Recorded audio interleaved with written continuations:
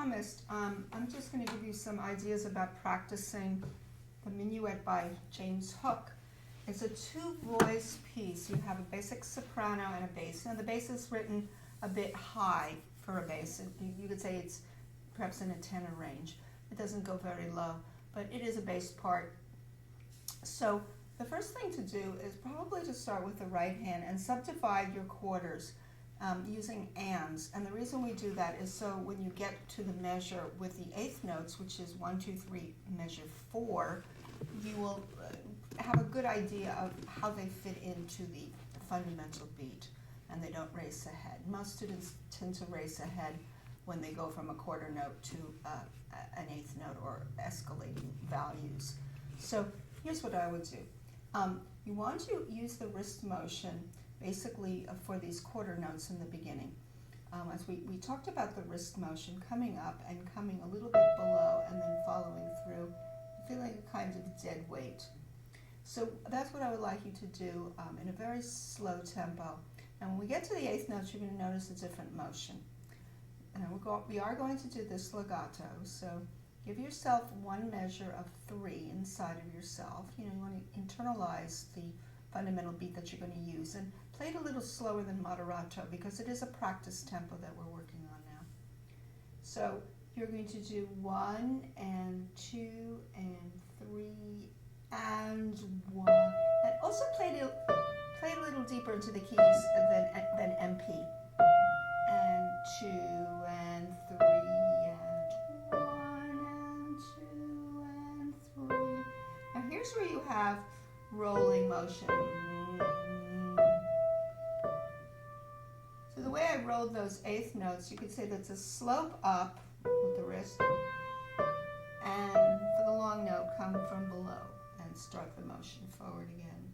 And then you're ready to start again, the down up motion, and there's a little bit of delay. I should have delayed it up above because it's a half note. Now soft thumb, resolve from below. And that's where I just breathe in on that C because it's easy to slam down on that too. So you can see I get a kind of flow from doing that. And the thumb again, when you play the thumb, think of feather-like thumb. Now I didn't do any real dynamic changes because I really want to fundamentally get in the keys when I'm first learning the piece.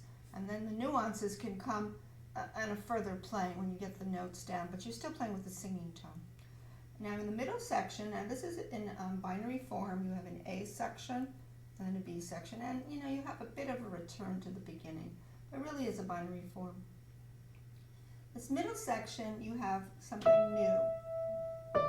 Notice they're all steps. Everything's in steps in this piece, almost. And I'm not going to do the echo. I'm just going to get into the keys. Low. And 2 and 3. Lift. Start again. 1 and 2 and 3. Delay. 1 and 2 and 3. Triple lift. 2 and soft thumb from below. 2, 3. Now that triplet is suddenly a division of the quarter note into 3. Most people think, well, there's 3 notes, so let's crowd them in. On the contrary, a triplet is a very rolling and expanded figure. So I think of a quarter note being broadened rather than compressed. And there's a dog over there. Okay, now so that takes care of that hand, and you should do the repeats. I didn't do the repeats. The left hand is going to be similar. You're going to remember when you start with your thumb that you don't want to, fall down hard on your thumb. So think internally that it's a feather-like finger. It's like subordinate to the note next to it right there. So you have C and B and C and D. You have some skips here in this hand, more skips than the other hand. And G and D and G and 2 and 3. Now lift, because the phrase is, is separated there by the slurs. Down, up, down, up, down, up. Now this is an odd place for the half note. It's on the second beat, and it sort of, it creates a tension because it's half note is surrounded by two different note values. So do, mi, fade away. Okay, that's a tricky measure for most people because they're not prepared to hold that second note for two beats.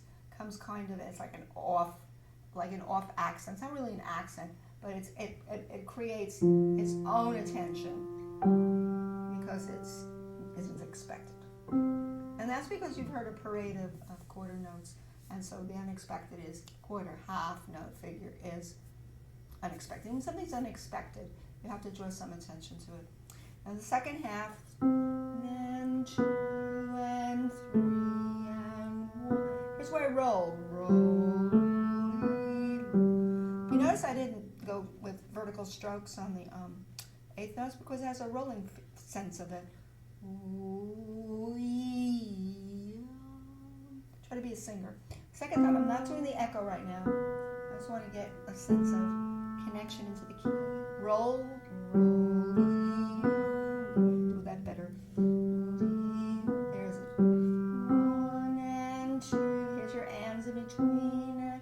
1 and 2 and 3. Here's that phenomena of the half note on the second, third beat.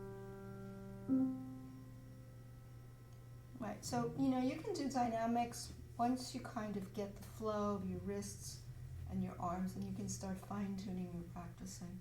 I would say for this week, try to do sort of an MF range, and and soften your thumbs. Look for cadence points where you taper a little bit, that you can do indeed, and that should do it for this week. As far as hands together, that's up to you to pace yourself where you might feel like you can do hands together and notice where the hands are moving in parallel motion, or where suddenly the hands might be in contrary motion, or neither, but doing something else. So in the beginning, you do see these are parallel tenths, which makes it, digestible. So you have, if you do it together, you want a good balance, which is the right hand.